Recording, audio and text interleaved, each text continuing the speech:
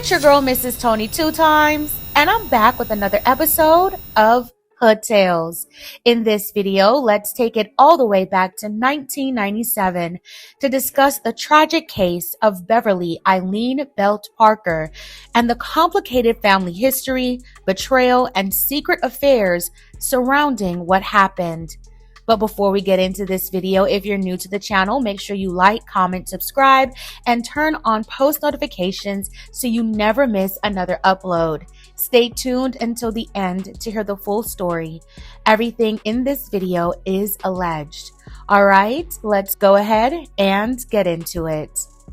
Born on December 6, 1949 in Cook County, Illinois, Beverly Eileen Belt Parker was a woman whom many described as joyful, deeply devoted to her faith, and someone who largely kept to herself.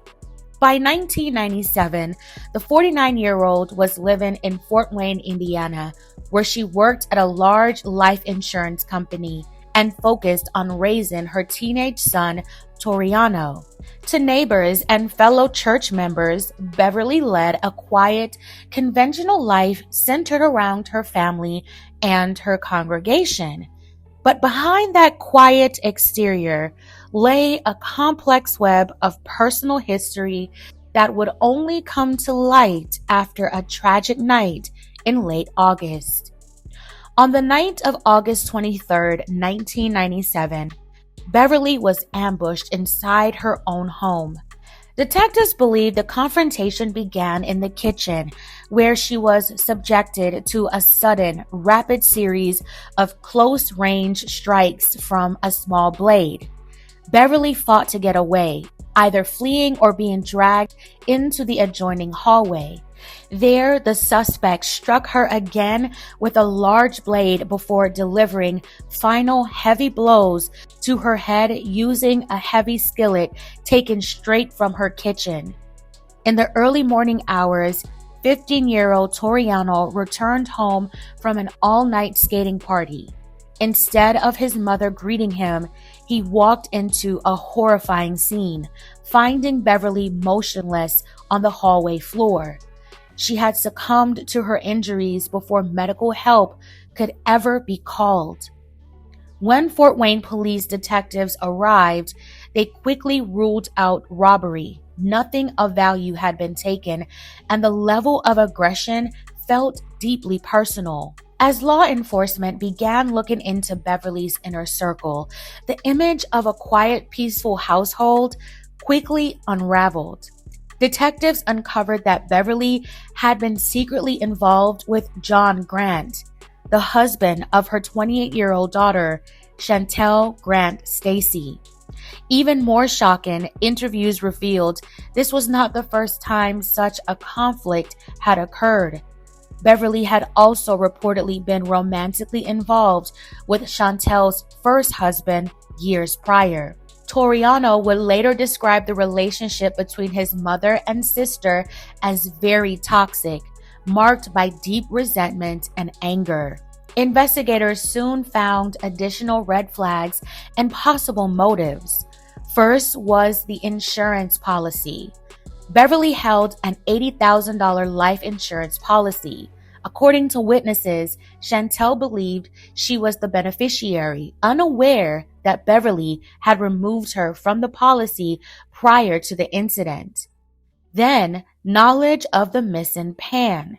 During a walkthrough of the crime scene with police, Chantel pointed out that a specific frying pan was missing from the kitchen, a detail that raised eyebrows as the weapon had not been publicly disclosed.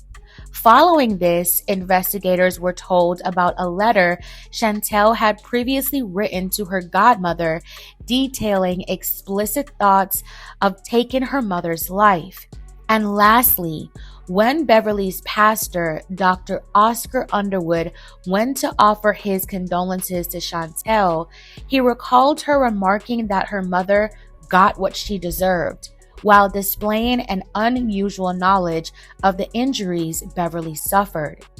It would seem as if the case was moving in a certain direction, but despite the heavy circumstantial evidence and suspicious testimonies, formal charges could not be filed at the time, and the investigation eventually stalled into a cold case. For nearly 3 decades, the file laid waiting for a breakthrough. That push came in 2024 when the investigation was re-examined on the TV show Cold Justice. Investigative experts teamed up with local authorities to re-interview key figures and evaluate whether modern analysis could finally bring resolution. A new hope was renewed for the case to finally be solved. When investigators tracked down John Grant, they found him living on the streets. Over the years, Grant's account of that fateful night had shifted repeatedly.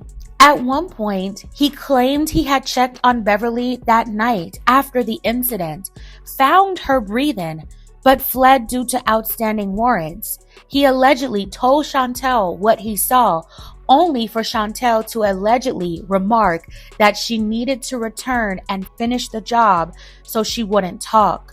However, during the 2024 follow-up, John Grant was unable to verify his previous statements, leaving his reliability in question. Detectives also interviewed Beverly's son, Toriano Kurtz, who is currently serving a 40-year prison sentence following a 2016 conviction for a physical altercation on his girlfriend that almost cost her her life. From behind bars, as he spoke with investigators, Toriano reflected on his family's history, reaffirming how intense the hostility between his mother and sister had been in the years leading up to August 23, 1997. And finally, investigators traveled to Las Vegas, Nevada to confront Chantel Grant Stacy. Chantel maintained that she was not involved in her mother's slaying, but made no effort to hide her lingering hostility toward her late mother, telling officers she didn't want to talk about Beverly, she didn't know or care who was responsible, and stating outright, "I hope she's burning in hell." While prosecutors agreed that the circumstantial evidence strongly points in a specific direction, formal criminal charges have still never been filed, and all allegations remain legally unproven. As things stand today, Beverly's case officially remains unsolved. Every person discussed in connection with this investigation remains presumed innocent unless proven guilty in court. Nearly 3 decades have passed since Beverly Eileen Belt Parker lost her life inside her own home. She was a mother, a church member, and a hardworking woman. Sadly, the allegations that she slept with not one but 2 of her daughter's husbands are hard to get past. It's difficult to comprehend what would make a mother choose out of all men your daughter's husband, not once, but twice. That is truly low down and disgusting, I'm sorry to say. And I can understand why her daughter still has so much resentment and anger towards her. I hope that she can find peace within herself to move on and forgive her mother for her sake. But it still doesn't make what happened to Beverly right in the eyes of the law. Only God can judge Beverly and her choices in life. Just to reiterate, Chantel has never been charged for what happened to her mother. And as harsh as her words are towards her mother, I don't judge her either. That's a lot to go through and to process. I wonder what the relationship was like between Chantel and Beverly prior to the allegations of Beverly having affairs with her daughter's husbands. This story truly sheds light on the darkness of human nature that is often caused by trauma.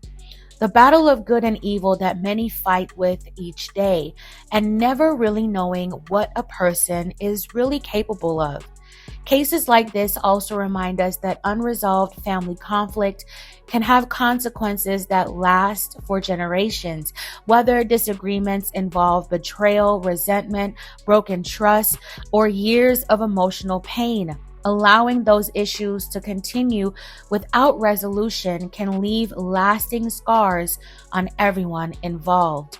In Beverly's case, investigators believe complicated family relationships played a significant role in understanding what happened.